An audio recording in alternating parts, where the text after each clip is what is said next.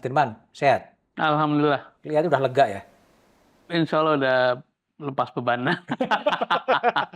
Ini kehormatan diundang ke Saya studio kehormatan nih. juga nih Menteri SDM yang mau datang ke studio. Ini bukan studio, tapi ini adalah ruang tamu yang saya ubah menjadi podcast-podcastan lah. Mengundang banyak aktivis, mengundang banyak orang untuk datang untuk mendiskusikan isu-isu Republik di tengah publik. Mas Dirman, Oke. Mas Dirman ini banyak sekali jabatannya ya sebenarnya. Ketua Yayasan Harkat Negeri, ya kan? Masih juga Sekjen PMI yang mungkin sekarang nonaktif atau sudah aktif Nonaktif lagi ya. dan sementara digantikan Pak Fahir. Pak Ya, Fakir ya, juga dikenal sebagai aktivis anti korupsi ya. Aktif di Aceh dulu waktu rehabilitasi rekonstruksi. ya. Sebetulnya kalau Mas Dirman mendefinisikan diri Anda sendiri itu sebagai apa sih? Politisi kah? Aktivis kah? Atau apa sebetulnya? Saya sebagai anak desa yang merasa dientaskan oleh Republik, oleh negara, dan karena itu ya semua tugas-tugas publik saya kerjakan aja dengan senang hati, dengan ada semacam berutang Mas pada negara lah, karena dapat beasiswa waktu SMP hampir saja nggak selesai sekolah, dibebaskan SPP-nya segala macam. Jadi terus waktu kuliah kalau bukan karena STAN ya nggak bisa kuliah, karena itu kan sekolah ikatan dinas nggak bayar kan, malah langsung diberi pekerjaan gitu.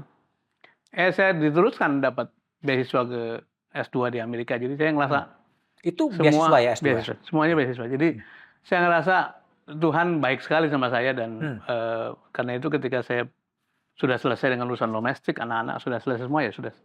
Apapun yang datang, tugas-tugas publik ini saya kerjakan aja dengan senang hati aja, nggak ada beban gitu. Tugas publik itu datang atau dicari sih? Tugas publik jangan dicari Mas.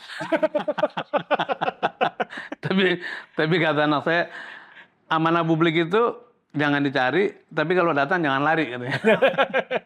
Ya itu saya yang lakukan. Jadi saya tidak pernah melamar pekerjaan kecuali pertama kali ya di BPKP, karena kan BPKP. syaratnya harus melamar. Tapi sudah itu saya diminta tadi ke Aceh, diminta beberes Pertamina, ditugasi ke Pindad. Kemudian kalau Palang Merah kan sifatnya Sosial. non-profit ya. Kemudian diundang oleh Pak Jokowi masuk ke Kabinet. SDM pada waktu itu. Dan setelah itu tentu saja harus meneruskan tadi servis. Kebetulan kan peran-peran politik yang terjadi kan. Didorong ikut Pilkada Jawa Tengah, ayo gitu. Kemudian kemarin bantu Mas Anies untuk Pilpres. Tapi juga pernah bantu Pak Prabowo kan tahun 2019. Pernah bantu Pak Eri Riana pada waktu Pilgub Jawa Barat awal reformasi gitu. Pernah bantu Cak Nur. Cak Nur ikut konvensi Golkar tahun 2003. Jadi ya itu menurut saya bagian dari public service saja. Oke, dari sekian banyak profesi yang dijalani ya, Sekjen PMI, lalu kemudian Dirut Pindad, atau Menteri SDM meskipun tidak lengkap gitu, lalu kemudian di berbagai mana sih profesi atau pengalaman yang paling berharga dan merasa kontribusi besar bagi negara yang Mas Dirman pernah jalani? Saya lihat ada dua jalur kan, public service sama mencari kehidupan gitu. Jadi biasanya kalau public service-nya sudah mulai lama, kemudian ekonominya rada repot, saya balik nyari nafkah lah kira-kira gitu. Masuk akal. Nah, dari seluruh public service yang saya jalani, menurut saya paling mengesankan adalah ketika saya bekerja di Aceh. Di Aceh? Karena waktunya cukup panjang, kemudian kita masuk ke daerah konflik. Jadi membangun di daerah konflik yang waktu itu kan belum damai. Infrastruktur sama sekali tidak ada. Jadi garis pantai ratusan kilometer itu kan habis kan, nggak ada kontraktor, nggak ada pekerja, nggak ada toko bangunan. Nah sementara Pak Kuntoro almarhum memberi satu target, pokoknya BRR 4 tahun mesti bubar. Kita nggak boleh punya bikin lembaga yang sustaining itself, nggak boleh tuh. Jadi rumah sekitar 200.000 mesti diselesaikan, sekolah, semua fasilitas yang rusak. Jadi itu paling mengesankan, paling memberi banyak pelajaran atau memberi pengayaan, karena tidak hanya fisik, tapi juga bagaimana kita berhadapan dengan konflik, kemudian stakeholders manajemennya sangat rumit, karena ada pemerintah pusat, tapi juga ada pemerintah daerah, tapi juga ada adat gitu ya. Tapi yang paling juga memberi saya pengalaman baik adalah kita bekerja dengan 728 lembaga internasional. Yang tentu saja mulainya mereka melakukan satu humanitarian relief ya, bagi-bagi makanan lah, tapi lama-lama tersaring kan melakukan rekonstruksi. Nah itu menyaring dari ratusan NGO dan lembaga internasional menjadi barangkali tinggal 60-an. Itu satu seni tersendiri karena mereka datang kepengen berperan, tapi lama-lama kita mengatakan, ya kalau kalian nggak punya kemampuan bangun kesehatan, jangan maksa gitu. Kalau kalian tidak punya kemampuan bangun rumah, beri kesempatan yang bisa bangun rumahnya. Itu ada elemen konflik manajemen, ada elemen managing stakeholders, ada elemen menjaga motivasi mereka. Itu saya sangat banyak sekali dapat pelajaran. Kenapa juga mengesankan? Karena alhamdulillah berkat seorang pemimpin yang bersih, yang betul-betul dedicated, kemudian BRR itu dihormati di mana-mana. Bahkan PBB mengatakan ini adalah one of the best reconstruction agency. Jadi setelah bencana besar tahun 2004 itu kan ada beberapa lokasi kan. Nah Aceh dan Nias dianggap sebagai yang terbaik. Termasuk oleh lembaga donor Inggris juga dikatakan begitu. Waktu itu kan lagi musim memperoleh WTP. Nah BRR meskipun lembaga baru, pada tahun kedua sudah memperoleh WTP, tapi WTP betulan. WTP betulan ya, bukan bayar ya? Bukan. saya belum kasih catatan ini WTP betulan gitu. Kurang lebih gitu. Oke. Pak jadi menteri, apa sesuatu yang menarik? Saya ingat obrolan pertama di satu meja itu kan juga nguli itu saya jadi menteri kan. Makanya saya ketawa gitu.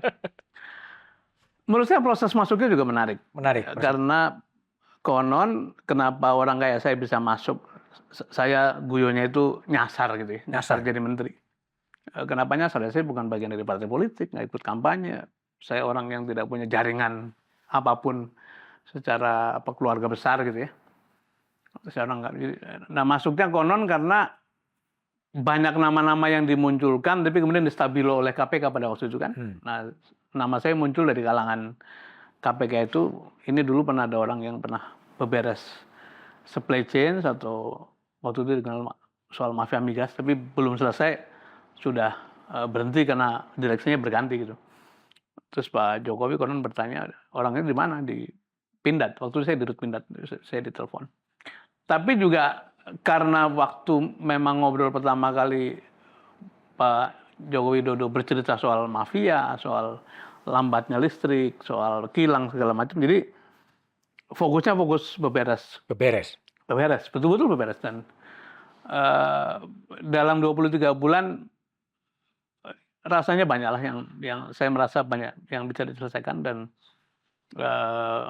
ketika mungkin keadaan politik berubah, Pak Presiden punya keputusan lain, ya selesai tugas. Dan rasanya sampai hari ini kata teman-teman di SDM masih banyak jejak-jejak baik yang diteruskan, itu kata mereka. Tetapi juga saya dapat apresiasi banyak dari pemain atau pelaku pasar di sektor energi. Polosinya clear gitu ya, nggak ada penafsiran macam-macam. Kemudian mereka mengatakan sekarang itu masuk ke SDM jelas pintunya di mana, dari depan gitu. Kalau dulu-dulu bisa dari samping, dari belakang, kadang-kadang dari atas segala macam. Itu bagi saya apresiasi dari para pelaku industri. Anda pernah menjadi menteri, terus kemudian belum sampai 5 tahun kemudian berhenti. Kecewa dengan putusan itu? Enggak.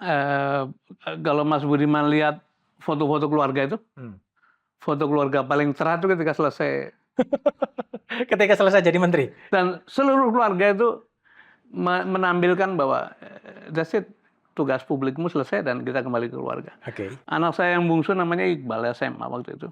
Begitu dia baca ada reshuffle, kemudian saya berhenti, dia kirim WA di grup keluarga. Thanks God katanya. Thanks God. My dad back as a human again katanya. Jadi bapakku balik jadi manusia lagi gitu.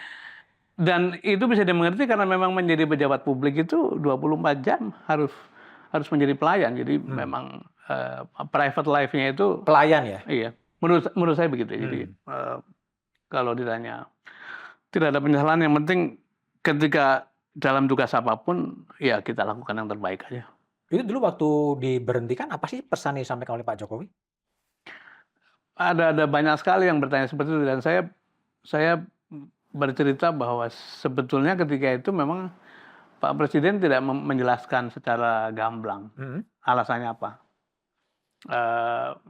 Beliau malah seperti kesulitan menyampaikan pesan karena ditanyakan pada Pak Pratik, Pak Seknek sudah disampaikan gitu. Beliau tidak menjawab, bicara sedikit, ini ada situasi yang berubah, saya tahu sektor ini tidak mudah. Terus ditawarkannya pada Pak Wapres. Pak Wapres silakan, ada yang mau disampaikan. Pak Wapres bilang, enggak, Bapak aja gitu. Pak Wapres 2 kali diminta bicara, beliau menolak karena memang bukan keputusan beliau kan, tidak boleh menyampaikan. Pak Pratik ditanya 2 kali, apakah sudah disampaikan. Terus suasana jadi agak beku. Saya yang mencairkan, saya mengatakan pada Pak Presiden, Pak Menseknek tadi sudah memberi pengantar sebelum saya masuk. Dan saya mengerti situasinya. Saya ingin menyampaikan terima kasih. Selama ini telah diberi kesempatan membantu negara lewat Pak Presiden dan Wakil Presiden.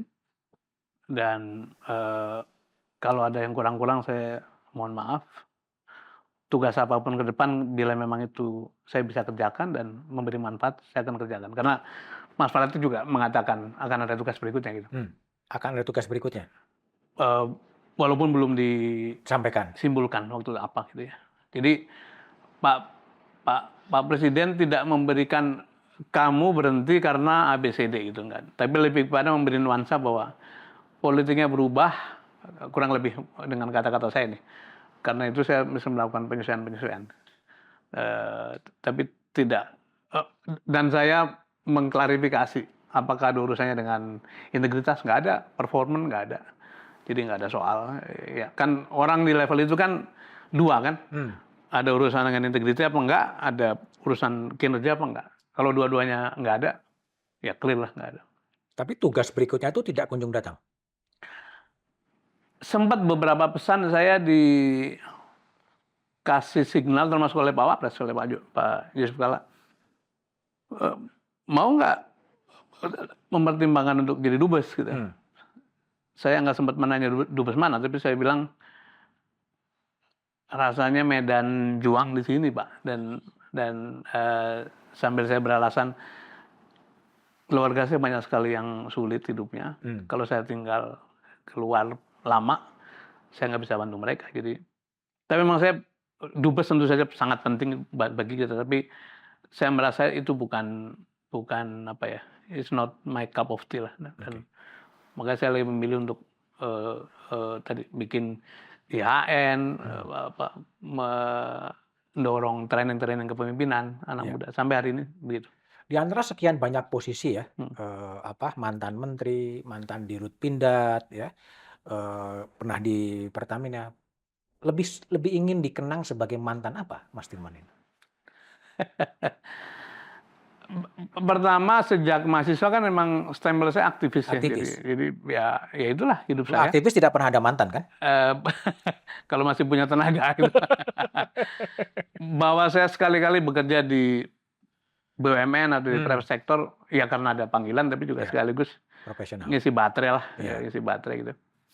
Jadi kalau saya ingin memberi cerita pada anak-anak cucu itu lebih, ya bapakmu, eyangmu, mbahmu itu seorang aktivis organisasi yang terus berusaha memberikan layanan pada publik. Bidangnya apa itu nggak penting gitu. Oke. Mas Dirman, pemilu udah usai ya. MK sudah memutuskan Prabowo Gibran sebagai presiden terpilih. Saya mendengarkan podcast Anda dengan Mas Dilal gitu kan, di Neraca Ruang, yang mengatakan ada semacam Republic of Fear, Republik ketakutan gitu. Bisa dielaborasi lebih jauh, ketakutan seperti apa yang dihayati oleh Mas Dirman sebenarnya? Misalnya ya, ketika terjadi formasi pencalonan itu kan sebetulnya tidak semua pimpinan partai dalam pandangan saya Mhm. memutuskan untuk bergabung dengan A atau dengan B itu betul-betul karena kebebasan agendanya mereka, tapi lebih karena sebagian karena ketakutan jadi tersangka, ketakutan dipersoalkan masalah-masalah hukumnya segala macam. Itu yang tampak sekali. Yang kedua juga eh, memang makin tidak banyak orang yang stand up untuk mengatakan bahwa sesuatu telah menyimpang lagi. Eh, kita masih ingat betapa hebohnya orang mendengar atau melihat sejumlah guru besar di UGM bersuara gitu. Itu artinya selama ini betul-betul sepi suara-suara kritis itu. Gitu. Kemudian segera disambut oleh guru besar yang lain. Mahasiswa kita menghargai mereka tetap ingin menyampaikan concernnya, tapi kelihatannya tidak berkembang, tidak bahkan kan kita mendengar cerita benar atau tidak, tapi bagaimana pengurus-pengurus BEM itu digarap oleh aparat gitu ya, pengurus-pengurus ekstra organisasi ekstra, apakah HMI, apakah PMKRI, apakah teman-teman yang sifatnya bukan di ekstra kampus lah, itu juga di digalang gitu. Belum lagi kalau kita bicara dunia usaha gitu. Terasa betul kalau Anda tidak bersama saya, then you don't have any opportunity. Gitu. 1, 2, 3 cerita bagaimana konsesi diancam dipindahkan atau dicabut itu menjadi cerita di kalangan pengusaha dan akhirnya memang hampir seluruh resources terbaik itu berkumpul di satu tempat atau memihak pada satu tempat sehingga kita kehilangan suasana saling check and balance gitu. Atau saya minta maaf media, beberapa media sampai hari ini yang masih menulis dengan kritis gitu.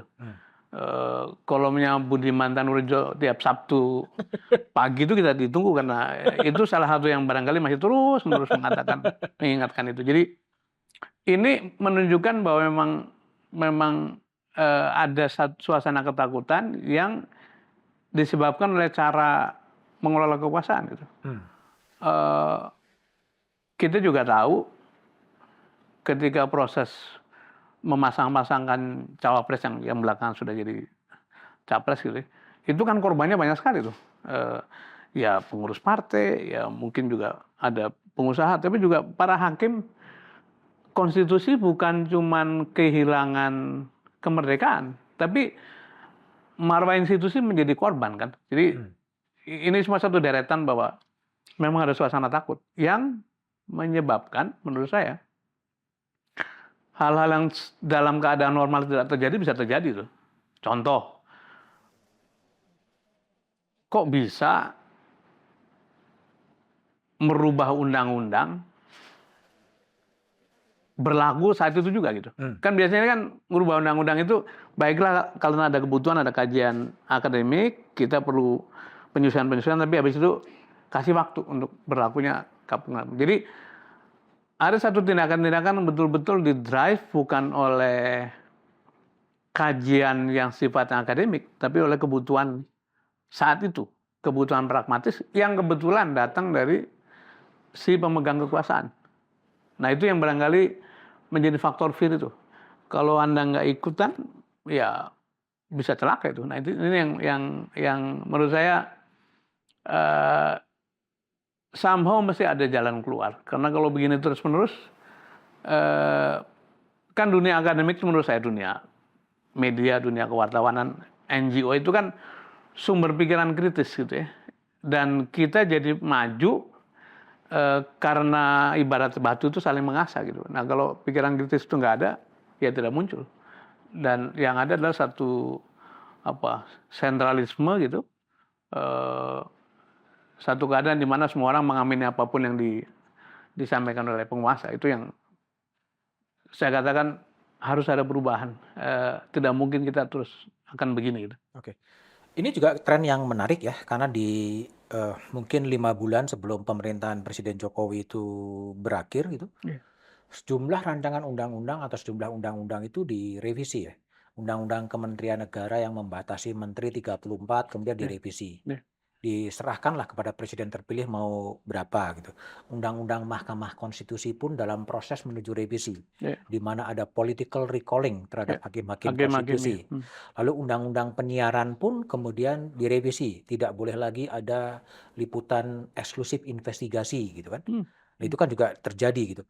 Apa yang Anda baca dari politik hukum? Apakah ini juga menggambarkan betapa aparatus negara itu betul-betul ya. begitu hegemonik, begitu dominan sehingga semuanya keinginan kekuasaan kemudian dikabulkan melalui instrumen demokratis juga lewat pemerintah dan DPR. Ya.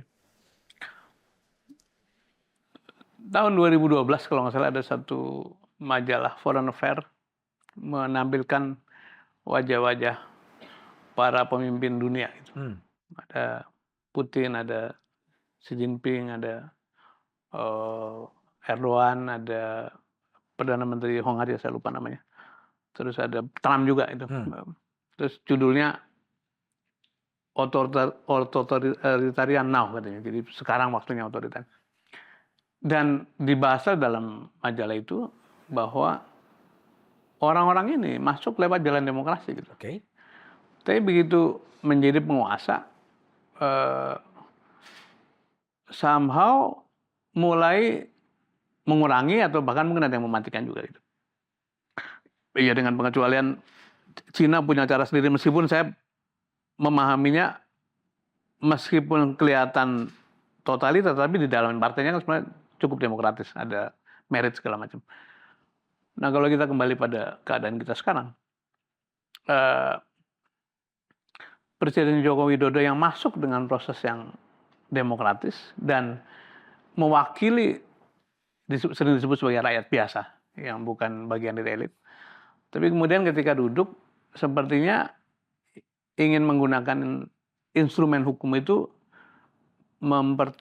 memperkuat kekuasaannya dan sedikit banyak akan terus-menerus menggerogoti demokrasi. Nah, yang tadi disebutkan tadi, yang sekarang sedang terjadi adalah sebetulnya hanya kelanjutan saja gitu. Jadi saya bilang, ya kalau undang-undang dasar aja berani diotak-atik gitu ya, untuk kepentingan dirinya apalagi yang lain-lain. Jadi nanti akan terjadi satu tren kalau tidak ada yang stop, akan terus-menerus akhirnya bisa kok gitu. Kemarin ada guyonan, seseorang mau jadi calon gubernur tapi katanya kurang umurnya. Apalagi kurang, yang apalagi kurangnya cuma sedikit. Yang kurang banyak aja bisa dilakukan. Jadi itu menimbulkan skeptisisme bahwa kita nggak bisa lagi pegang hukum sebagai rel, tapi akhirnya yang akan menang adalah kepentingan. Nah, tadi undang-undang tadi sebetulnya apakah betul itu urgen dilakukan sekarang gitu?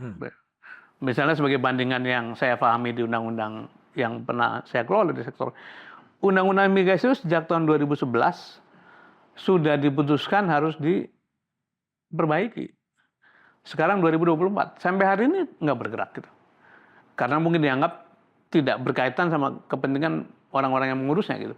Tapi sebaliknya undang-undang yang berkaitan sama orang-orang yang mengurusnya, apakah itu partai yang sedang mengurusnya, apakah itu pemerintah, itu seperti dipercepat. Bahkan kalau istilahnya Mbak Bibip itu merubah undang-undang bisa seminggu itu.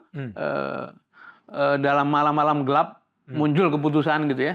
Terus ketika dikritik apakah terjadi meaningful participation gitu. Mereka mengatakan kita sudah ketemu ini itu. Jadi praktek-praktek ini layak untuk kita cemaskan, layak untuk kita prihatinkan karena tidak mungkin negara sebesar itu, sebesar Indonesia ini dijalankan tanpa check and balance gitu.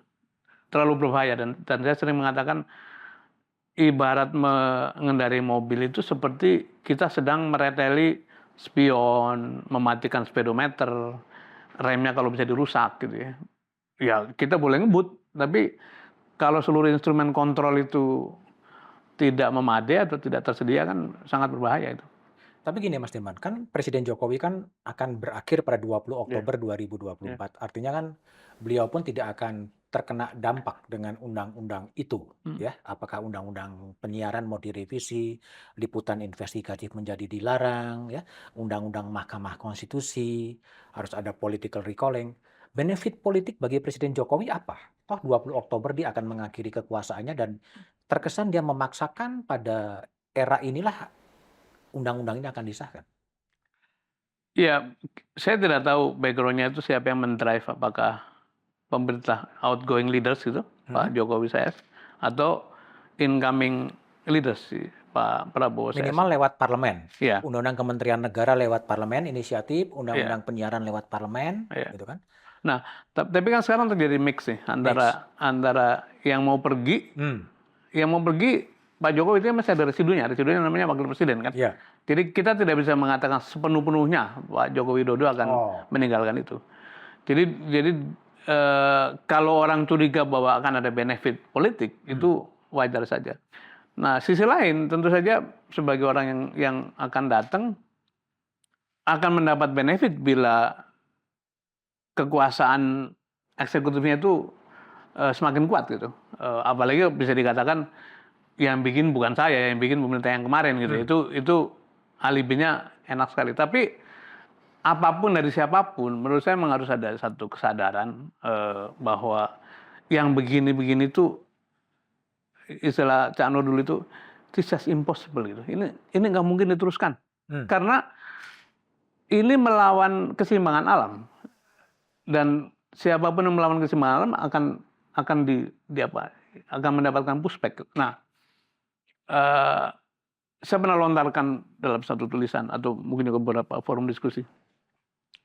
Salah satu harapan saya kepada the next government adalah bisakah presiden mendatang itu membentuk satu komisi negara, kemudian melihat semuanya praktek-praktek politik demokrasi kita itu, kemudian menatolang karena ibaratnya ini kita sudah 25 tahun reformasi kan, seperempat abad itu sudah waktunya untuk melihat lagi baik prinsip, praktek maupun tantangan-tantangan yang baru barangkali. Jadi kalau Pak Presiden terpilih yang akan dilantik Oktober nanti bisa meninggalkan legacy besar itu, barangkali itu akan dikenang sebagai pemimpin yang mengembalikan kesehatan demokrasi gitu.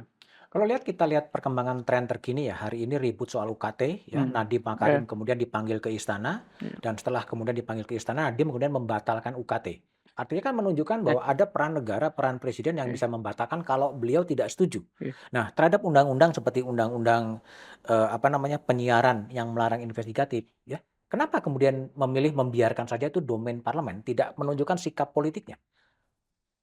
Ya, yaitu yang disebut diskresi kan. Seorang kepala negara, seorang kepala pemerintahan yang bisa digunakan apa saja gitu. Tetapi memang perjalanan selama 10 tahun ini tampaknya lebih banyak diskresi itu digunakan untuk makin memperkuat posisi politiknya daripada memberikan layanan sepenuh-penuhnya pada rakyat. Misalnya yang sering jadi diskusi. Presiden punya diskresi untuk mengatakan undang-undang KPK jangan jangan pada pelemahan misalnya gitu. Atau presiden punya diskresi untuk mengatakan saya kepengen yang milih pimpinan KPK itu seperti ABCD gitu. Dan ketika disodorkan 10 yang dipilih oleh pansel itu beliau bisa punya preferensi orang-orang yang seperti apa yang akan dimajukan ke parlemen. Tapi tadi kita mengalami bahwa diskresi-diskresi itu digunakannya lebih kepada yang ada kepentingan dirinya maupun politik. Tadi misalnya sekarang barangkali secara politik akan baik kalau presiden mengatakan Menteri Nadiem kebijakanmu salah. Nah, jadilah satu tampilan yang populis yang seperti menolong masyarakat gitu ya. Tapi sebetulnya kan sejak awal dia bisa memberi arah sebetulnya kalau mau. Tapi nah pola ini sayangnya terjadi, jadi dibiarkan muncul kontroversi, terjadi kehangatan, kemudian jadilah sebagai semacam juru selamat gitu dan kembali. Dan political point diperoleh kembali. Nah, uh, kritik saya pada proses ini selalu adalah ada peran yang tidak disadari oleh orang-orang yang dalam posisi paling tinggi itu, yaitu peran kepemimpinan yang fungsi utamanya adalah memberi teladan. Gitu. Nah, kalau pimpinan tertinggi dimanapun lah, apakah di perusahaan, apakah di BUMN, apakah di kabupaten, kalau perilakunya jauh dari keteladanan, itu the rest of organization itu ya nggak punya pegangan. Nah, ini kebetulan soal negara kan, jadi kita kalau mengutip kata-katanya Bang Faisal Basri itu, yang mengalami kerusakan adalah fundamental kita dalam Fundamental kita bernegara. Jadi kalau kita lihat tren Mas Dirman tadi menjelaskan viral atau viralkan, seperti dalam kasusnya Bea Cukai, viral, ribut, kemudian ada rapat kabinet mengarahkan bla bla bla bla, UKT, viralkan, ribut, kemudian datanglah sebagai pengarah atau apapun. Viral itu menjadi konstitusi baru ya? Ya itu cynical dari para netizen ya. Jadi if no viral then no policy, justice. No justice gitu. Nggak ada. Jadi akhirnya orang dipaksa untuk masuk ke dalam kontroversi dulu kan. Dan menurut saya ini yang disebut sebagai unhealthy policy making process ya. Unhealthy policy making process. Proses penyusunan kebijakan tidak sehat karena bukannya didasari pada kajian akademik. Kajian akademik itu kan apa sih manfaatnya? Ya kepatutan ada di sana, best practice ada di sana, referensi terbaik di seluruh dunia ada di sana. Kalau itu dilakukan, kemudian disosialisasikan dengan baik, yang sering disebut sebagai meaningful participation, ya warga cenderung menerima. Nah, baru digelontorkan. Ini kan dibalik suka dilontarkan dulu, terus terjadi kontroversi, orang protes, jadi viral kemana-mana, terus baru ditarik kembali gitu. Oh ini dikoreksi gitu.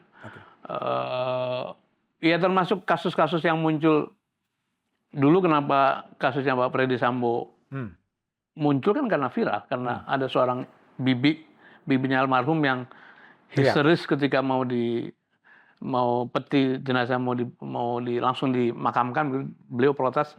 Jadilah viral dan itu membuka banyak sekali misteri. Nah yang gitu-gitu tuh menjadi semacam pattern dalam. Tapi kadang-kadang juga pilih kasih ya, minimal saat sekarang lah. Ketika kan ada yang viral juga nih kasus penguntitan Jampitsus oleh Densus 88, gitu kan? Iya. Ada teror di segala Kejaksaan Agung gitu kan? Itu ribut hampir seminggu juga nggak ada komen.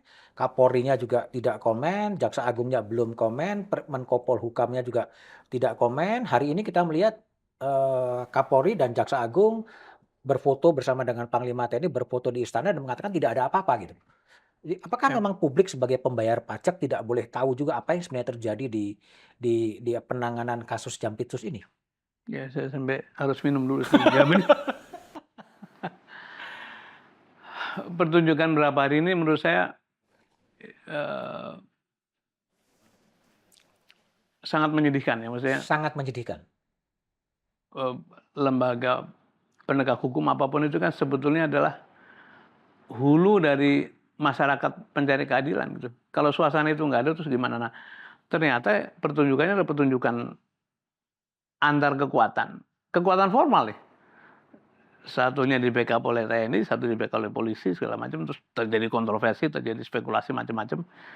Dan persis tadi diselesaikannya seperti dengan foto bersama terus mengatakan tidak apa-apa, tidak ada apa-apa. Pertanyaan saya ini, pertanyaan kita semua saya kira, apakah rakyat sebodoh itu?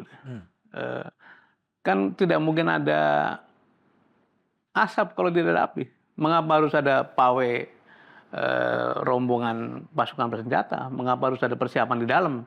Mengapa harus ada berbagai spekulasi di belakang ini semua? Jadi pasti ada apa-apa. Ada apa-apanya kita nggak tahu karena nggak punya bukti. Tapi tadi dengan seperti berfoto bersama, tentu sebelumnya ada pembicaraan. Terus seperti dikatakan nggak ada apa-apa kok gitu. Itu menurut saya ini kembali nanti soal waktu. Pelan-pelan akan bocor. Apa yang sebetulnya terjadi gitu. Nah, kembali pada poin yang awal tadi, ya ini juga bagian dari penciptaan fear factor Fear factor. bahwa warga negara tidak cukup merasa aman. Mengapa? Karena yang seharusnya to serve and to protect istilahnya, yang seharusnya memberikan keadilan, tapi malah menampilkan di dalam mereka sendiri ada suasana yang rumit begitu. Oke. Kalau kembali ke undang-undang tadi, Mas Hmm. Dirman, banyak undang-undang yang kemudian dibahas dengan sangat cepat gitu, tapi undang-undang seperti RUU perampasan aset, ya, Iya, undang-undang soal RUU kepresidenan, iya, itu nggak jelas juga itu, iya. antara ada dan tiada, diajukan tapi tidak dibahas dan lain sebagainya gitu. Apa yang Anda baca? Ya harus diakui satu kenyataan bahwa pada akhirnya kan soal interest dari pihak yang Hmm, memprosesnya gitu ya. Undang-undang seperti perampasan aset itu kan kalau melihat praktek-praktek yang sedang berlangsung, sebetulnya satu threat bagi para pelaku korupsi gitu ya. Yang mau nggak mau kita harus ngomong bahwa siapa pelaku korupsi? Yang punya kuasa, yang pegang uang, yaitu para petinggi negara gitu. Jadi mereka tidak punya insentif untuk segera menyelesaikan itu karena itu akan menjadi senjata yang memakan dirinya sendiri. Undang-undang kepresidenan misalnya gitu. Eh, itu kan sebetulnya undang-undang yang mau tidak mau akan membatasi kewenangan. membatasi. Almarhum Cak Nur mengatakan demokrasi itu seperti sistem kereta api. Ada relnya, tidak ada kereta jalan di luar rel, ada stasiun, ada masinis, ada juru pimpinan perjalanan segala macam, ada signal. Itu yang mesti diikuti. Nah, undang-undang kepresidenan adalah salah satu yang membuat diskresi itu akan terbatasi lah. Jadi kembali siapa yang memproses itu tentu. Nah, menjadi satu kewajaran atau bukan kewajaran. Bisa dimengerti kalau yang tidak punya benefit langsung itu akan di belakangan. Cuman kembali tadi, jangan lupa ketika bapak-bapak atau ibu atau teman-teman kita ada di atas itu kan sebetulnya ya ini minta maaf nih. Setiap diri kita lah sebetulnya setiap hari itu sedang menulis sejarah gitu. Hmm. Cuman ada yang sejarahnya diperhatikan, ada yang tidak diperhatikan. Orang-orang biasa kayak saya ini siapa yang memperhatikan. Tapi those who are in the top level itu adalah orang-orang yang seharusnya menyadari bahwa dia sedang menulis sejarah. Nah, ketika ada di sana, sejarah apa yang sedang ditulis? Yang terus saya bolak-balik ngomong, kita ini sedang belajar apa gitu. Hmm. Kalau kita ngomong dengan para profesor, kemarin saya di Jogja diskusi panjang sama beliau-beliau. Kami ini sekarang mau ngajar sulit gitu, Susah. mau ngomong apa? Mau apakah itu profesor bidang hukum, bidang tata negara, bahkan bidang-bidang yang sifatnya umum seperti psikologi segala macam. Karena terlalu banyak hal-hal yang kalau dijelaskan dengan kacamata akademik itu seperti nggak Nggak masuk. masuk. Nah itu yang ya kita mesti mengingatkan terus-menerus lah barangkali dan Jadi kalau kembali kepada politik hukum, sebetulnya bahwa hukum atau undang-undang itu adalah semata-mata kepentingan mereka yang kuat dan mereka yang berkuasa ya. iya padahal kan katanya hukum itu kan didrive oleh etik harusnya ya, Hmm. oleh niat luhur gitu. Nah, mendraftnya ya itu urusan teknis saja di ujung Ya. gitu. Saya ingat obrolan Mas Budiman dengan Prof. Mahfud tempo hari. Ya beliau sebagai ahli hukum sangat benar bahwa soal teknis drafting itu ujung, tapi niat sucinya apa gitu. Barulah muncul dengan pikiran-pikiran yang akhirnya menuju pada hukum. Nah, kalau niatnya adalah bukan menggunakan hukum sebagai alat untuk menjaga keadilan, ya inilah yang sekarang sedang kita lihat. Dan kembali bapak dan ibu kita di atas nih sedang menulis sejarah apa gitu. Nah itu yang suatu hari mesti ditanya, mesti digugat, syukur-syukur ada tenaga untuk meluruskannya. Kita nggak tahu apakah itu akan datang atau tidak, tapi saya selalu percaya bahwa dunia ini mengarah pada perbaikan kok. Jadi siapapun yang melamar perbaikan itu tidak akan survive selamanya gitu. Itu kalau kita lihat mengapa perbudakan selesai ketika Nelson Mandela dibebaskan gitu. suatu hari korupsi juga akan dianggap sebagai satu kejahatan Hmm. yang hina lah. Memang sekarang mungkin belum waktunya, tapi sampai saya kira tugas kita lah untuk terus-menerus menyuarakan ini. Mas Dirman, saya baca artikelnya Mas Dirman di Kompas ya, 13 Hmm, Mei 2024. Judulnya tuh Menata Kembali kembali. dalam kurung ya negara gitu Oke. kan. Ini judul dikasih kurung kembali ini sebetulnya maknanya apa? Apakah memang situasinya sudah rusak dan kemudian harus ditata ulang? Saya pernah membaca artikelnya almarhum Muchtar Pabotinggi. Beliau melukiskan betapa hebatnya rumusan-rumusan konstitusi, rumusan proklamasi, rumusan sampai menyebut Indonesia Raya juga. Kemudian beliau kalimatnya masih saya ingat. Pada waktu naskah-naskah ini dibahas dan disusun, itu disebut sebagai terjadi penyelenggaraan ilahiyah gitu. Jadi yang mewarnai itu semangat yang diwarnai dengan kepasrahan atau ketakwaan kepada Tuhan.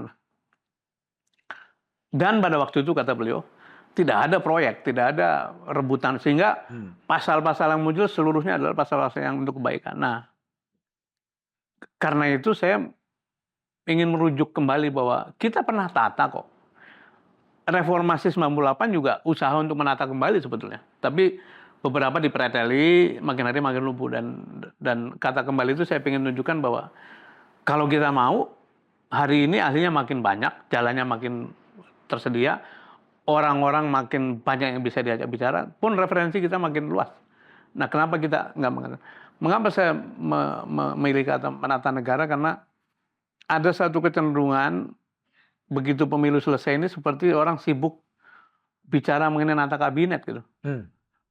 Padahal yang mesti ditata kembali bukan hanya kabinet, tapi tidak cukup juga pemerintah, tapi negara keseluruhan. Apa maknanya? Ya, apa kabar BPK kita? Baru sekarang ini kita mendengar kok seperti menjadi praktek umum bahwa temuan dijual belikan. Padahal dalam term global praktis itu BPK diterjemahkan dalam bahasa Inggris atau di bahasa Inggris kan Supreme Audit Body gitu. Lembaga audit yang paling tinggi yang di berbagai negara itu dihuni orang-orang paling terhormat gitu. Sampai di banyak negara orang itu nggak dipensiunkan seperti halnya ketua Mahkamah Agung di Amerika kan. Karena yang dipilih ke sana itu orang-orang yang terhormat, kredibel, dan sudah selesai dengan diri sendiri lah. Wajar karena seluruh pertanggungjawaban negara itu kan nanti akan meriksa adalah BPK. Itu sekarang begini, ya jangan lagi nyebut KPK lagi. Apakah parlemen kita berfungsi sebagai lembaga kontrol? Itu juga pertanyaan. Kemudian tadi kita bicara mengenai MK-nya sebagai the last resort dari konstitusi yang jaga terus-menerus diotak-atik. Jadi tulisan itu ingin memberi pesan pada the next government untuk masuk ke dalam agenda besar menata negara, mengembalikan pada praktek-praktek yang sebenarnya kita pernah punya gitu.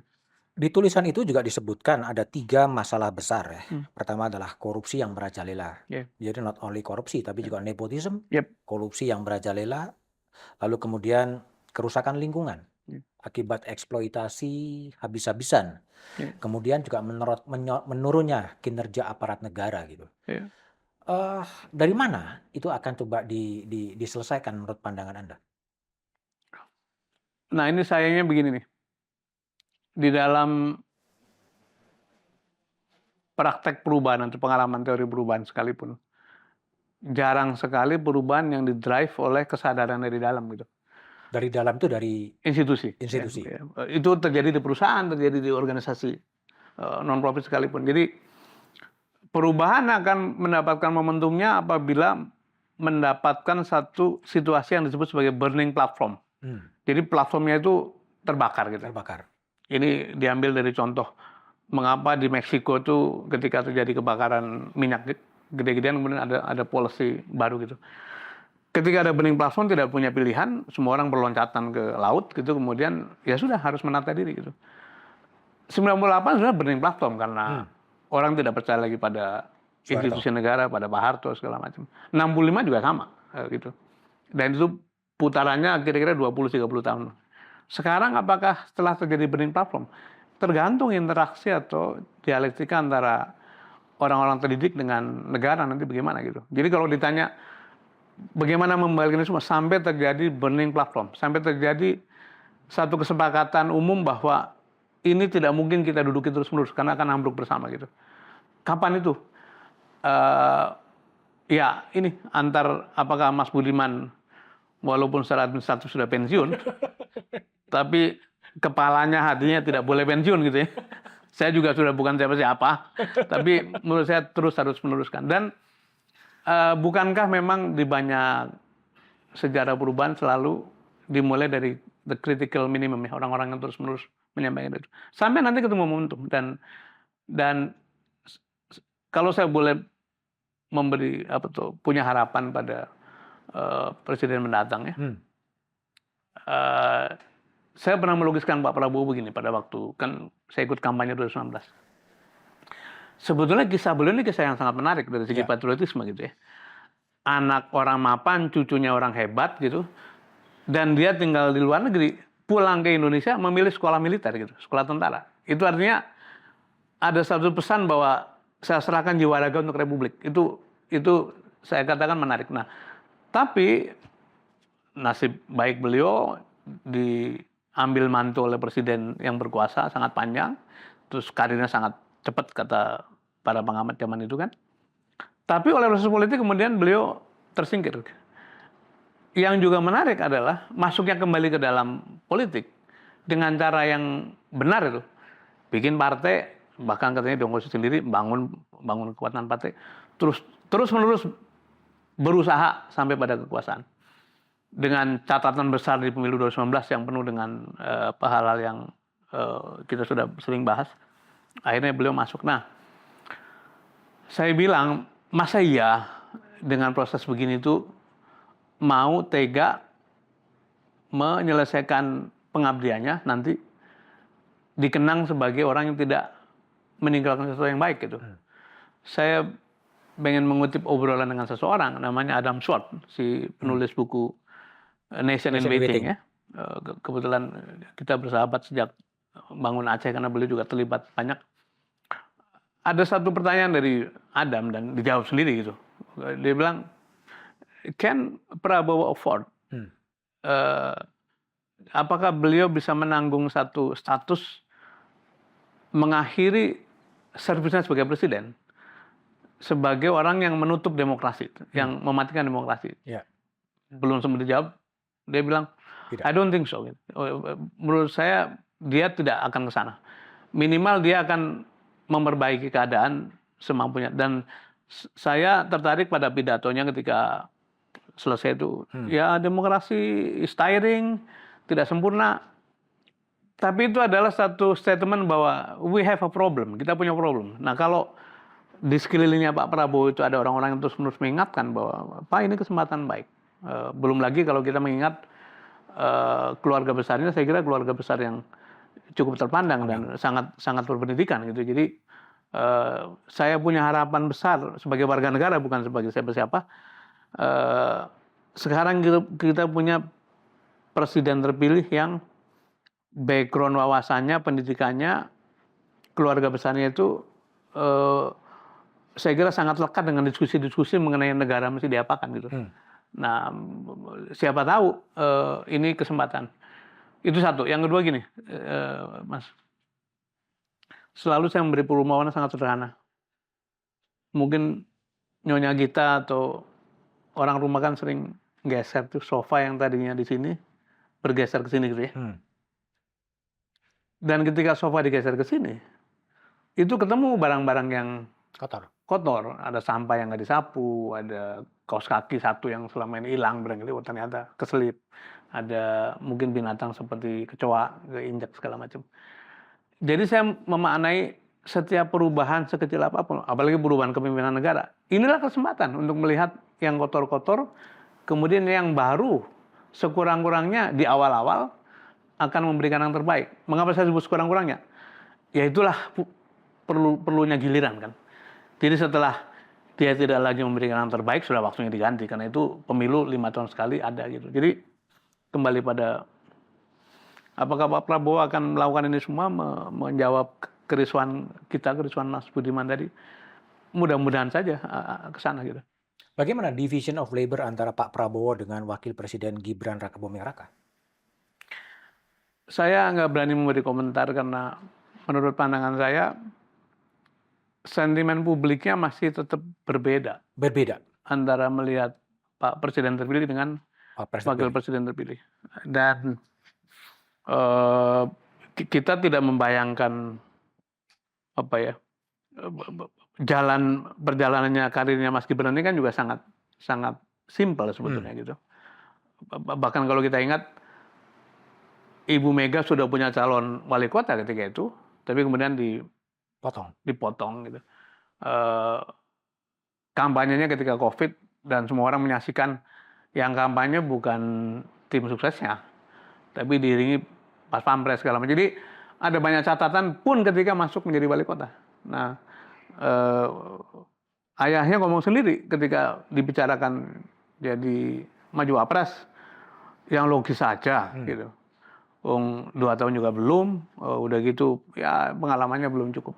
Jadi sebetulnya logika umum mengatakan ya memang belum ada di sana. Nah sekarang kita lihat nanti ya bagaimana dinamika antara mereka berdua. Saya nggak berani kasih komentar, tapi eh, saya kira publik juga harus kita hargai.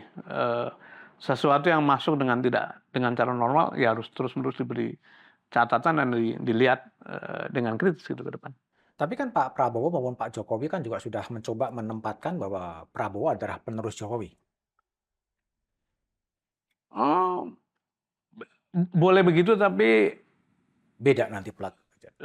ini saya ingin memberi contoh. Saya waktu itu di Pertamina tahun 2008-2009 setelah selesai dari Aceh. Kemudian oleh satu sebab Pak Adi Sumarno ini harus diganti lah. Ya, menurut saya waktu itu pertimbangan politik lah.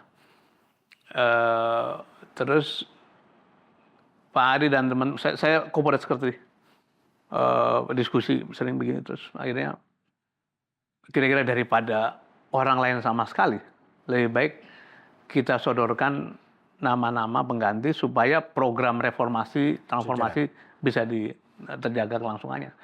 Dan salah satu yang diusulkan kebetulan adalah orang yang ikut dalam transformasi itu diusulkan itu. Beliau tidak cukup percaya diri ketika diusulkan karena baru juga gitu, tapi rupanya oleh pemerintah pengambil keputusan diterima. Dan sebelum diusulkan selalu ngomong Pak Ari mohon dibantu segala macam. Oh iya ya kita bantu. Pak Ari nanti jadi penasehat gitu ya. Ya kira-kira 2 minggu lah itu.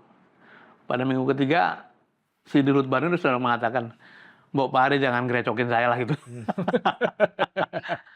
Apa cerita ini pesan moralnya adalah setiap human being, setiap leader pasti butuh space gitu. Dan saya kira para Prabowo juga apalagi seorang presiden ya, pimpinan tertinggi. Beliau akan butuh space, membangun space dengan kesadaran penuh dan mimpi-mimpi yang disimpannya selama puluhan tahun ketika berjuang menjadi presiden mungkin akan ditunaikan di situ. Dan apakah itu akan selalu berhubungan dengan atau dikatakan penerusnya Pak Joko Widodo, bisa-bisa saja, tapi menurut saya tetap ada warna yang berbeda. Dan itulah gunanya melakukan perubahan secara berkala kan. Kalau sama-sama saja tidak ada. Tapi kan yang menang kesinambungan bukan perubahan. Itu menurut saya judul kampanye lah. Judul kampanye. Walaupun kemarin yang menang Anies kan nggak semuanya berubah juga kan. Tetap ada ya. Jadi yang baik-baik harusnya diteruskan. Tapi Pak Prabowo dalam pandangan banyak orang juga punya mimpi sendiri lah soal bagaimana this country akan dijalankan gitu. Oke, Mas Dirman, ini bagian-bagian akhir ya. Saya dengan Mas Dirman juga ingin maju di pilkada. Mungkin dikoreksi sedikit. Tidak ingin maju di pilkada, tapi teman-teman mendorong saya mempertimbangkan itu, dan itu datang dari partai, datang dari para relawan atau sejumlah tokoh yang cobalah dipertimbangkan ke sana. Dan saya memang sedang mempertimbangkan itu dengan satu satu ya saya menganggap ini tantangan baru lah dalam hidup saya. Secara personal eh, saya memang belajar mempraktekkan secara akademik manajemen perubahan, change management. Dan seluruh pekerjaan saya dari mulai di Pertamina, di SDM itu mempraktekkan itu. Nah, Jakarta menghadapi momentum besar, yaitu akan berubah menjadi Daerah khusus. daerah khusus yang disebut kota global, pusat ekonomi, pusat. Dan ibu kotanya suatu hari akan pindah, meskipun kita belum tahu berapa lama. Jadi saya ingin secara pribadi ini kesempatan baik untuk mempraktekkan apa yang saya pahami tentang bagaimana menata satu institusi. Nah, tapi yang lebih menyentuh saya adalah mengapa saya mempertimbangkan ini kota penuh dengan paradoks, Mas, menurut saya. Ini tempat tinggal dari orang-orang terkaya di Indonesia, perusahaan-perusahaan terbesar, orang-orang yang dengan simpanan akun luar biasa, tapi juga tempat tinggal Orang miskin. orang miskin yang jauh sekali. Jadi kalau saya melihat statistik Jakarta itu 22% perumahan ada di daerah kumuh. Jadi rasionya setiap 5 rumah itu satu kategorinya kumuh. Ada 500-an ribu yang masuk dalam kategori miskin absolut. Nah, kalau ditambahkan dengan yang rentan miskin, yang nyaris miskin, bisa-bisa 3 kali lipat tuh. Ada 1, sekian juta orang yang hidupnya di perbatasan. Sahabat-sahabat kita yang mengemudi ojol itu, sepanjang jalan itu saya sebutnya di perbatasan antara survive dan tidak. Kalau dia sakit, nggak dapat penghasilan, nggak bisa ngongkosi keluarganya segala macam. Ada cerita menyentuh di daerah Warakas, daerah Kebon Melati, daerah Tambora. Anak-anak usia tanggung umur SMP, SMA itu kalau jam 11 malam meninggalkan rumah. Main bola. Bukan karena cinta olahraga, bukan. Tapi mereka memberi kesempatan kepada orang tuanya beribadah. Menjalankan kewajibannya. Karena tempatnya begitu sempit. Ini kan sesuatu yang menyentuh ya. Sangat secara human being itu sangat menyentuh. Di kota yang tadi saya katakan tempatnya rasa-rasa saya ada di sini. Dari 10 jutaan warga, baru 1 juta warga yang memperoleh sambungan air pipa. Gitu. 9 jutanya tergantung pada air kemasan atau air black yang bisa memakan sepertiga dari penghasilan mereka begitu. Jadi ini satu kesempatan bila kita bisa address yang 40% paling bawah. Menurut saya pemerintah pusat juga akan terbantu mengurangi beban mengatasi kesenjangan. Belum lagi isu-isu Jakarta klasik lah, soal macet, soal banjir, soal transportasi segala macam. Itu sesuatu yang sangat menarik untuk diteruskan. Nah, kalau dikaitkan dengan status kota baru nanti, sebagai kota global dia harus menampilkan diri sebagai pemberi jasa kelas dunia kan, yang predictable, yang bersih prakteknya, tidak ada korupsi lah, atau minimal korupsinya. Kemudian tata kotanya kian begitu rupa. Nah, saya punya mimpi kalau Tuhan memberi jalan, partai memberi kepercayaan, kemudian rakyat mendukung, akhirnya memilih. Sebetulnya ada satu game changer yang bisa kita kerjakan, yaitu menata kampung-kampung kumuh. Gitu. Menata kampung kumuh. Kenapa? Karena kalau kita tata itu di tempat-tempat itu satu lantai kan. Kalau kita bisa ngomong dengan warga, sosial organisasinya itu sangat bisa diperbaiki, kemudian bersepakat bahwa daripada kita empet-empetan di satu lantai, kenapa kita tidak naikkan? Mungkin tidak harus ekstrim lah, 5 lantai, 4 lantai begitu. Tapi disertai dengan sarana umum, ruang hijau, ruang bermain, ruang ibadah. Kalau ada yang wafat, ada tempat ziarah bersama-sama, ada rumah duka. Kalau ada kawinan bisa digunakan di situ.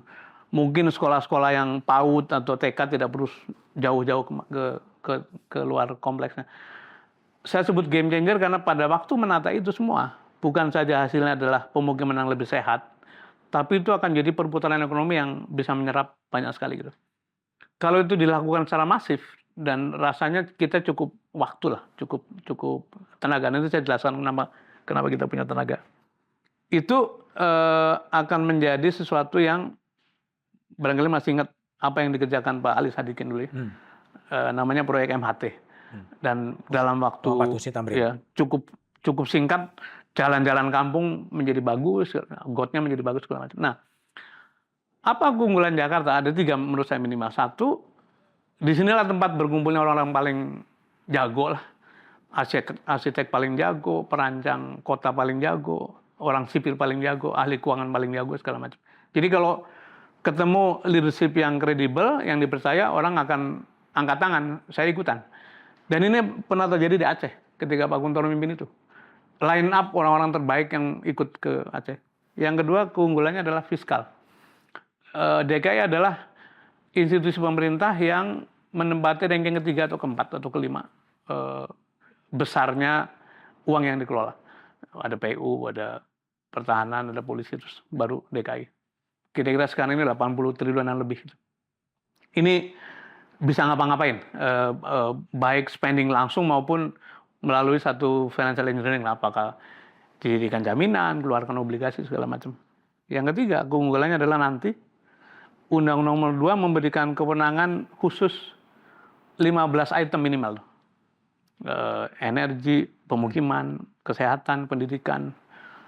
3 hal ini kalau diorkestrakan dengan baik, itu akan menjadi kesempatan menata Jakarta yang oleh Undang-Undang Nomor 2 disebut sebagai akan jadi kota global, kota pusat perekonomian, pusat jasa. Saya tentu saja bukan siapa-siapa, dalam artian saya bukan orang partai. Karena itu tergantung pada partai nanti. Kalau partainya memberikan dukungan, bismillah, saya jalan. Dan saya paham bahwa wajah dan penampilan saya ini bukan yang populis, tapi siapa tahu ini dapat wakil yang bisa ngimbangin ketuaan saya lah gitu. Mas Dirman, jadi kalau lihat tadi ya paparan dan identifikasi masalah Jakarta dari Mas Dirman kan cukup mendalam gitu. Tampaknya sudah dipikirkan lama ya untuk menjadi calon gubernur Jakarta. Enggak, masih ingat nggak 2017? Pertama saya bantuin Pak Anies Oke, nyagup, yang kedua saya adalah ketua tim sinkronisasi sinkronisasi. yang menjembatani antara janji kampanyenya Anies Sandi dengan RPJMD yang sudah disusun. Jadi Oke. sedikit banyak Sudah tahu ya? sedikit banyak problem. Nah, kemarin dengan cerita akan jadi DKJ, DKJ. kan mau nggak mau ya baca-baca lah. Dan pada waktu kampanye kemarin juga kita diskusi dengan tim substansi. Ini sikap kita pada Jakarta ke depan apa? Jadi masih ada lah memori itu. Oke. Tapi sejauh mana diskusi dengan dulu katanya mau maju lewat jalur perseorangan. Sebetulnya saya tidak berpikir sama sekali awalnya gitu, karena omongan itu sudah disampaikan para sejumlah tokoh partai sejak November tahun lalu lah, Oktober. Omongan bahwa Mas saya coba pertimbangkan Jakarta gitu. Oke. Tapi waktu saya mengatakan ya pilpresnya belum selesai dan kita nggak tahu. Yang kedua, enggak lah, saya tidak dalam umur yang terbaik gitu ya. Jadi kita cari orang. Nah, mengapa ada yang maju ke KPU memilih jalur independen? Ya mereka minta izin. Relawan, Pak boleh nggak kami ngecek ke KPU mengenai persyaratan independen? Ya silakan aja. Tapi saya belum memutuskan apa-apa. Terus kalian sudah punya apa ya? Kita udah ngumpulin hampir 400.000 KTP katanya. Oke.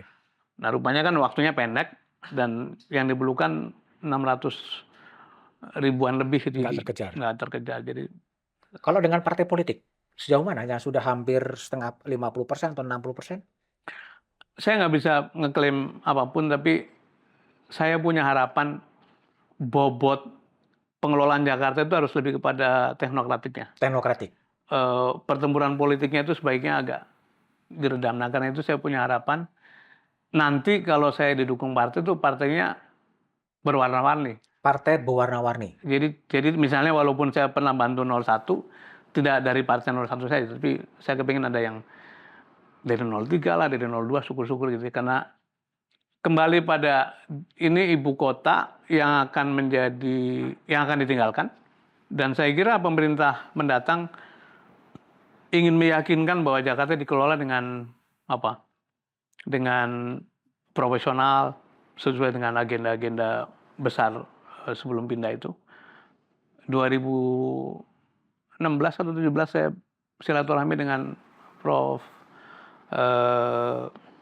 Mantan Menseknek yang sangat terkenal itu, sekneknya Ibu Mega.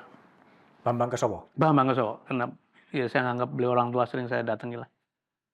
Waktu itu kita lagi mikir, lagi diskusikan, ini bagaimana ya kalau terpilih gubernur, gubernurnya tidak satu camp, apalagi punya kisah macam. Beliau mengatakan begini, dan saya kutip nih sekarang ya, eh, sebetulnya itu akan jadi presiden kurang baik kalau pemimpin Jakarta itu eh, berseberangan dengan Pemerintah pusat. pemerintah pusat. Alhamdulillah Mas Anies bisa mengelola itu dengan baik lah pada waktu itu. Ini juga pandangan saya sama sekarang, apalagi sekarang bahwa Jakarta akan mengalami transisi. Jadi menurut saya ada dua hal yang perlu ditekankan. Nomor satu, sebaiknya siapapun nanti yang maju, dipercaya partai, kemudian terpilih itu adalah orang yang bisa inline dengan pimpinan nasional. Itu resourcesnya harus dikelola dengan satu sinergi lah. Yang kedua, ya ini lebih ke filosofi pribadi lah. Bagi saya, kalau saya angkat tangan dulu waktu di Jawa Tengah, saya mau maju pilkada, pilihlah saya jadi gubernur, ternyata saya berkontrak dengan warga Jawa Tengah, berkontrak batin untuk menyelesaikan tugasnya selama 5 tahun sampai selesai, dan tidak boleh tengok kiri kanan. Karena itu kembali, siapapun yang maju, siapapun yang dipilih, sebaiknya betul-betul fokus dan tidak sedang punya rencana untuk menjadikan Jakarta sebagai tangga gitu, Tangga politik. tangga politik. Karena ya sudah cukuplah berkali-kali terjadi kasus begitu. Korbannya apa? Korbannya kita tidak punya perspektif jangka panjang dalam membangun gitu. Padahal tadi transportasi, banjir, pemukiman itu memerlukan kajian dan juga penyelesaian dalam waktu yang panjang. Apakah kamu berpikir 10 tahun? Enggak juga. Tapi kalau 5 tahun bisa fokus pun, itu kita bisa membangun fondasi yang bisa diteruskan pada berikutnya gitu. Jadi dua hal itu menurut saya penting untuk Mas Tilman, dalam setiap pilkada itu sebetulnya orang pasti tidak akan luput dari dana, dari uang dan lain sebagainya. Apakah syarat itu akan membebani Mas Tilman juga untuk run di pemilihan gubernur Jakarta? Ya, saya tadi katakan saya hanya punya teman ya. Saya pernah ngalami kan beberapa kali. Ya, Waktu di Jateng, Jateng. sama yang dorong-dorong teman dan yang memberi support juga teman-teman. Di luar itu, setiap saya membantu orang tadi yang saya sebut, dari bantu Cak Nur, bantu Mas Anies sendiri kemarin, baik presiden maupun, ya selalu mengandalkan support teman-teman. Sekarang juga sama. Jadi mengapa saya menerima kondisi itu, karena kan ini bukan karir pribadi, ini kan usaha tadi, meneruskan pelayanan publik. Jadi wajar kalau teman-teman menggotong urunan gitu untuk kebaikan dalam hal ini nanti Jakarta kalau memang jadi maju betulan. Jadi bahkan saya ingin menceritakan, mula-mula saya tidak berpikir apa-apa, tapi ketika beberapa teman ngumpul mengatakan, Anda maju, kami support dari belakang. Itu baru saya mulai, mungkin juga bisa kita pikirkan lah gitu. Langkah Mas Tilman maju di pilkada Jakarta, kemudian dibaca orang pecah kongsi dengan Mas Anies. Enggak lah, kongsi itu kan kalau dagang bersama gitu. Kita nggak dagang bersama. Kami sama-sama aktivis gitu ya, yang pasti penglihatan apa yang terbaik bagi publik gitu. Yang kedua, kan chapter pilpresnya sudah selesai, jadi tiap-tiap orang boleh punya rencana, boleh punya jalan. Saya kira Mas Anies juga punya rencana, saya juga punya rencana. Yang semula saya pengen balik ke kampus, sudah balik ke Palang Merah, apalagi ini sebentar lagi akan Munas. Terus menekuni mengajar, menulis. Tapi tadi ada undangan, ada obrolan di antara kawan-kawan yang ya sudah kita lihat seperti apa, dan ukurannya simpel saja. Kalau memang partainya tersedia, artinya partainya cukup mendukung, kemudian support systemnya tersedia, tadi menyebut biaya segala macam, kemudian kita bisa komunikasi dengan siapapun yang di pemerintahan mendatang, saya kira itu layak untuk diikhtiarkan gitu. Tapi terbuka kemungkinan juga nanti Mas Anies dan Mas Dirman akan sama-sama maju seandainya mendapat dukungan dari partai politik. Bisa-bisa saja, tapi kan banyak yang mengatakan apa namanya, saya ini kemarin bagian dari timnya Mas Anies lah, jadi kurang lebih konstituennya juga sama.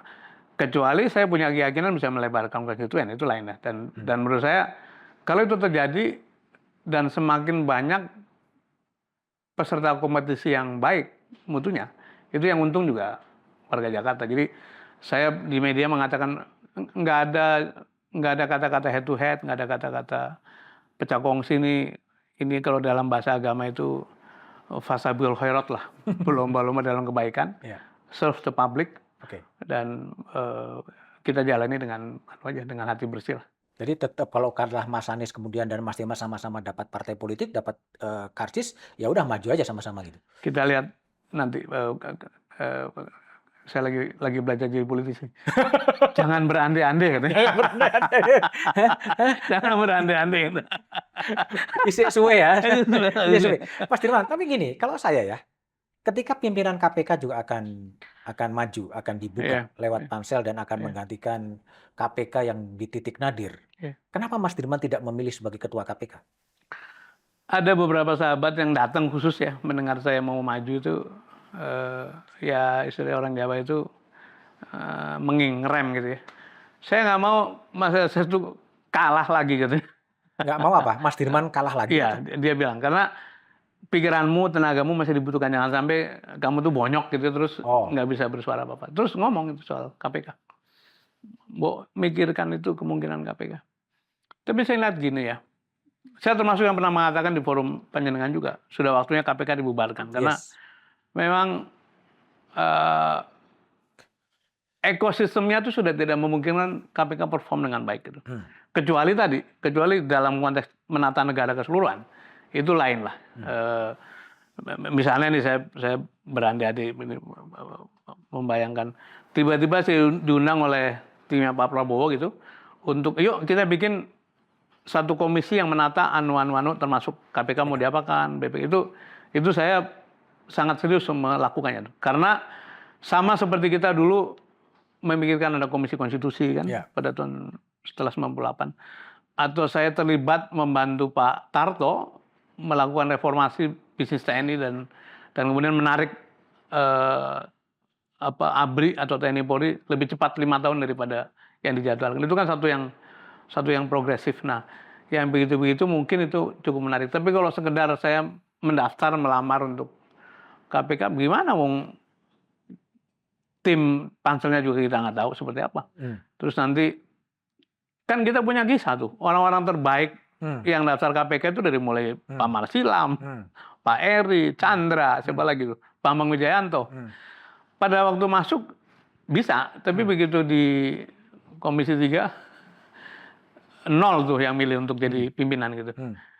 Ya saya mungkin enggak memilih jalan itulah. Tidak memilih jalan, tapi lebih memilih mencoba melalui kalau ada kesempatan. Kalau ada kesempatan dan yakin kesempatan itu bakal didapat. Kita ikhtiar lah, kita berusaha. Lagi belajar jadi politisi. Iya, lagi belajar. Oke, Mas Dirman, makasih. Matur nuwun ya.